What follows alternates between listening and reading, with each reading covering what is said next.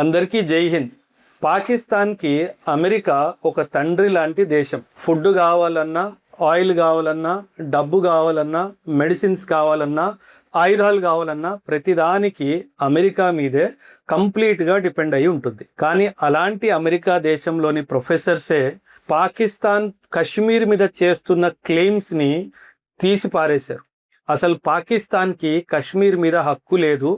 పాకిస్తాన్ ఒకసారి గతంలోకి వెళ్ళి ఐక్యరాజ్య సమితి యునైటెడ్ నేషన్ సెక్యూరిటీ కౌన్సిల్ జారీ చేసిన రెజల్యూషన్ నంబర్ 47ని చదవండి అని చెప్పింది.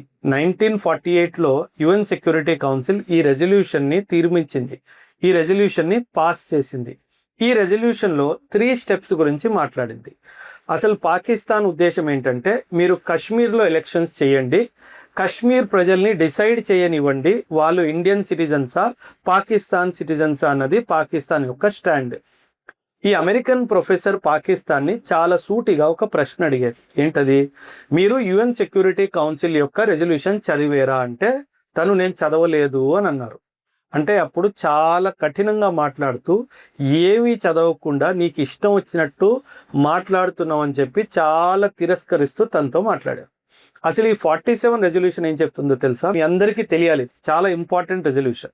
ఇందులో 3 స్టెప్స్ గురించి మాట్లాడారు. ఈ స్టెప్స్ ఏంటంటే, కశ్మీర్ నుంచి కంప్లీట్ పిఓకే నుంచి పాకిస్తాన్ తన మిలిటరీ పారామిలిటరీ ఫోర్సెస్ని విత్డ్రా చేయాలి, కంప్లీట్గా విత్డ్రా చేయాలి.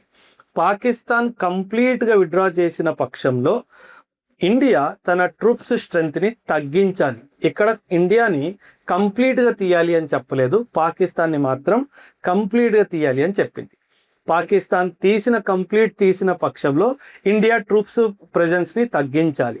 అండ్ ఈ 2వ స్టెప్ కూడా అయిపోయిన తర్వాత 3వ స్టెప్, అప్పుడు అక్కడ ఎలక్షన్స్ జరగాలి. కానీ ఇప్పుడు ఇండియా తీసుకునే స్టాండ్ కంప్లీట్లీ డిఫరెంట్. ఎందుకు డిఫరెంటో అది కూడా చెప్తాను. చాలా ఇంపార్టెంట్ హిస్టారికల్ రిలవెన్స్ ఇది. 1956లో ఒక కీలకమైన నిర్ణయము జేఎండ్కే కాన్స్టిట్యూయెంట్ అసెంబ్లీ తీసుకుంది. మీ అందరికీ తెలుసుంటే 2019 వరకు జేఎండ్కేకి సెపరేట్గా ఒక రాజ్యాంగమే ఉంది. వాళ్ళు ఇండియాలో ఇంటిగ్రేట్ అయినప్పుడు వాళ్ళు ఏం చెప్పారంటే, మా రాజ్యాంగం మేము రాసుకుంటాము అని చెప్పారు. సో ఈ రాజ్యాంగం రాసుకునే క్రమంలో వాళ్ళ కాన్స్టిట్యూయెంట్ అసెంబ్లీ నవంబర్ 1956లో ఒక కీలకమైన నిర్ణయం తీసుకుంది. వాళ్ళు ఈ రాజ్యాంగాన్ని యాక్సెప్ట్ చేసుకున్నారు, అడాప్ట్ చేసుకున్నారు. ఈ రాజ్యాంగంలో సెక్షన్ 3 చాలా కీలకమైనది. ఆ సెక్షన్ 3లో ఏం రాస్తుందంటే, Jammu and Kashmir is and shall remain and integral part of Indian territory. అంటే ఏంటి? గతంలో కూడాను రానున్న సమయంలో కూడాను జమ్మూ అండ్ కాశ్మీర్ ఇండియాలోనే భాగం అని చెప్పి చాలా స్పష్టంగా వాళ్ళే రాసుకున్నారు. ఇక్కడ ఒక విషయం మీరు చాలా తీవ్రంగా ఆలోచించాలి. ఏంటిదంటే, unlike India's constituent assembly, J and K's constituent assembly members were elected by the people of J and K. అంటే కాన్స్టిట్యూయెంట్ అసెంబ్లీ వాళ్ళని ఎంచుకున్నది జమ్మూ అండ్ కాశ్మీర్ ప్రజలు మాత్రమే. అంటే జమ్మూ అండ్ కాశ్మీర్ ప్రజలు ఎంచుకున్న రిప్రజెంటేటివ్సే ఒక కీలకమైన నిర్ణయం తీసుకున్నారు. ఏమని? జేఎండ్కే is part of Jammu and Kashmir is part of India. అంటే ఏంటి? అక్కడ ప్రజలు కూడా ఒప్పుకున్నారు, Jammu and Kashmir is part of India, ఇంకా మళ్ళీ స్పెషల్గా ఎలక్షన్స్ చేయాల్సిన అవసరమే లేదు అని చాలా స్పష్టంగా తేలిపోయింది. 2వ విషయానికి వచ్చేది, ఇంకొక హిస్టారికల్ రెలవెన్స్ కూడా ఉంది. 1952లో మనం జమ్మూ అండ్ కాశ్మీర్తో మన భారత ప్రభుత్వము ఒక కీలకమైన అగ్రిమెంట్ కూడా సైన్ చేయించుకుంది. ఆ అగ్రిమెంట్ పేరు ఢిల్లీ అగ్రిమెంట్ ఆఫ్ 1952. అప్పట్లో 1956-57 వరకు జమ్మూ అండ్ కాశ్మీర్కి ప్రధానమంత్రి ఉండేవారు. లైక్ ఇండియాకి ఎలాగైతే ప్రధానమంత్రి ఇప్పటికీ ఉన్నారో, అప్పట్లో 1952లో జమ్మూ అండ్ కాశ్మీర్కి ప్రైమ్ మినిస్టర్ ఉండేవారు. ఆ ప్రైమ్ మినిస్టర్ పేరు షేక్ అబ్దుల్లా.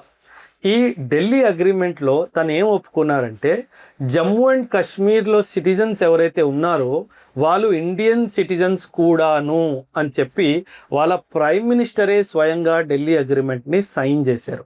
అంటే ఒకవైపు వాళ్ళ కాన్స్టిట్యూయెంట్ అసెంబ్లీ రాజ్యాంగంలో కూడా రాసింది Jammu and Kashmir is a part of India అని, వాళ్ళ ప్రైమ్ మినిస్టరే ఢిల్లీ అగ్రిమెంట్లో సంతకం కూడా పెట్టాడు, జమ్మూ అండ్ కాశ్మీర్లో సిటిజన్స్ ఇండియన్ సిటిజన్స్ అని చెప్పేసి. సో ఇండియా ఏమంటుందంటే ఒకవైపు United nation security council resolution, రెండో వైపు జేఎండ్కే కాన్స్టిట్యూషను, మూడో వైపు ఢిల్లీ అగ్రిమెంట్, ఇవన్నీ కూడా కశ్మీర్ కంప్లీట్గా పిఓకే అండ్ ఇండియా దగ్గర ఉన్న కశ్మీర్ మొత్తం మన భారతదేశంలోనే భాగం అని చెప్పేసి చాలా స్పష్టంగా చెప్పడం జరిగింది. 2019లో మన జేఎండ్కే రీఆర్గనైజేషన్ యాక్ట్ కూడా మనం పాస్ చేసాము. ఆ reorganisation of act August 5th 2019 మనం ఆర్టికల్ 370ని కూడా రివోక్ చేయడం జరిగింది. అండ్ ఒక స్టేట్ నుంచి యూనియన్ టెరిటరీగా రెండు ముక్కలుగా మనము 2 యూనియన్ టెరిటరీస్ని మనం ఏర్పాటు చేసుకున్నాము. ఒకవైపు జమ్మూ అండ్ కాశ్మీర్, ఇంకోవైపు లద్దాఖ్.